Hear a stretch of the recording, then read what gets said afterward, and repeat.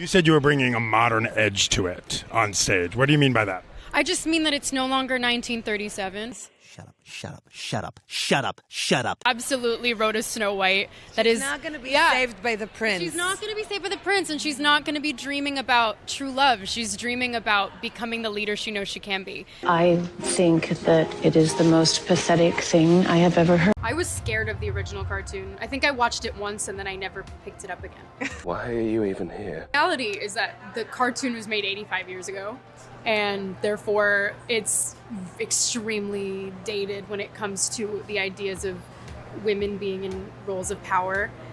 What the hell are you talking about?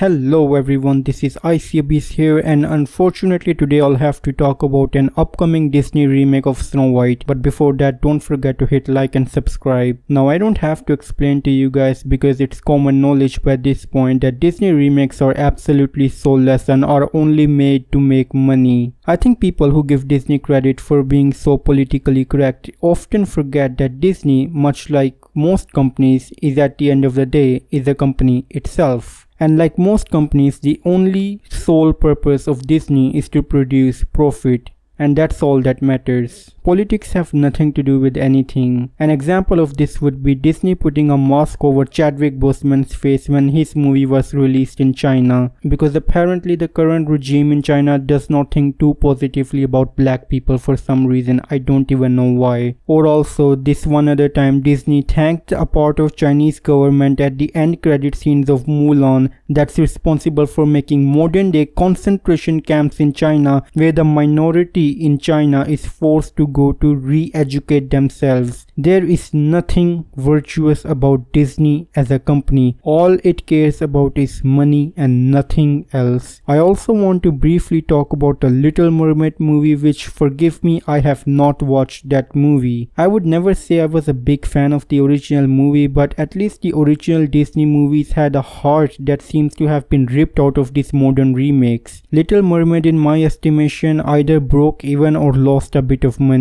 again because of the politics that seems to plague Disney. I have made at least 2 videos about race swapping and why you should not do it. Watch those videos if you want, but one of the main reasons I didn't bother watching Little Mermaid was because of race swapping of the main lead. I would not have any problem if Disney made a new live action movie with a new story with a new black mermaid as the lead. I would watch that movie in a heartbeat, but in my opinion, replacing existing characters' races is a lazy way of being politically correct, if not a good way to generate some buzz and free press for your movie, which I definitely think is Disney's goal. But the thing is, from the reviews that I watched and know of the story of Little Mermaid, aside from race swapping and some changes in the story of that film, at least there is something recognizable. At least you can trace some resemblance of the original movie, which brings me to Snow White.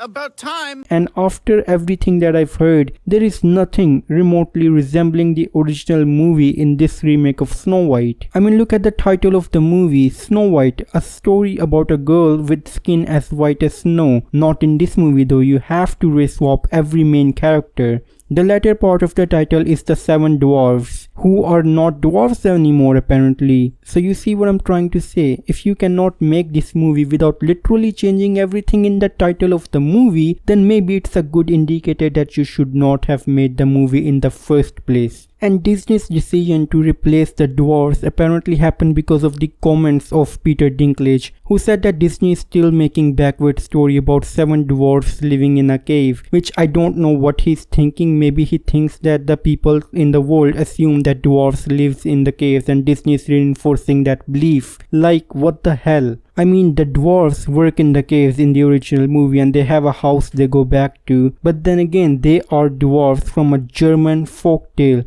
They are literally fantasy creatures. I mean, you have dwarves in Lord of the Rings, again, magical fantasy creatures. There are also some other actors with dwarfism who spoke against Peter Dinklage, saying that he misspoke on their behalf. I mean, he certainly did, because now the new casting of the dwarfs include only one dwarf and the rest of them are just normal people, including one woman, because why the hell not? This is what I mean when I say that they are changing so much that the original movie is absolutely unrecognizable. I also happened to do some research on the director of this movie. It's kind of a mixed bag with him. He hasn't worked on a lot of movies. His notable movies are the Amazing Spider-Man movies, which were a mixed bag themselves. One movie that I recognized is called Gifted, with Chris Evans as the lead role that he directed, and I remember watching that movie a few years ago and I happened to really like that movie. So I don't know whether he'll do a good job or not, but I think the odds are definitely not looking good. And while doing some research for this movie, mainly on Wikipedia, let's be honest, I found comments where they said that they made a new character called Jonathan for this movie. Andrew Burnap will be playing this role, and it got me thinking, like, who is Jonathan in this movie? Then I saw the role and it said that Jonathan is the prince, which just makes me wonder why the hell they said that this is a new character in the movie when the prince already existed in the original movie. I don't know, something fishy is definitely going on. Now I want to talk about Rachel Zegler herself. She has very outwardly spoken against the original movie, saying that it's no longer 1937 and that they wrote a Snow White that won't be dreaming about true love. She also mentioned that she was scared of the original movie and just simply shows an outward disdain of the original movie. I want to get back to her point about it not being 1937. Sure, values change over time, but I think compare the values of Snow White to some modern movies where you have a vampire who would watch you sleep at night and that's considered romantic. You have 50 Shades of Grey where, well, I don't even need to say anything more than the title of these movies, and you have to remember that these movies were written by mostly women for women, but the action of men in these movies are not considered weird. You know why?